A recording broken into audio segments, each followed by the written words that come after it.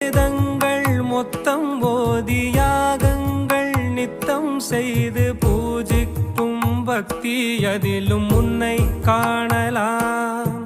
பசி என்று தன் முன் வந்து கையேந்தி கேட்கும் போது தன் உணவை தந்தால் கூட உன்னை காணலாம்.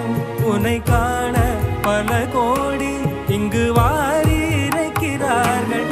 எளிதாக உன்னை சேர இங்கு யாரு நினைக்கிறார்கள்.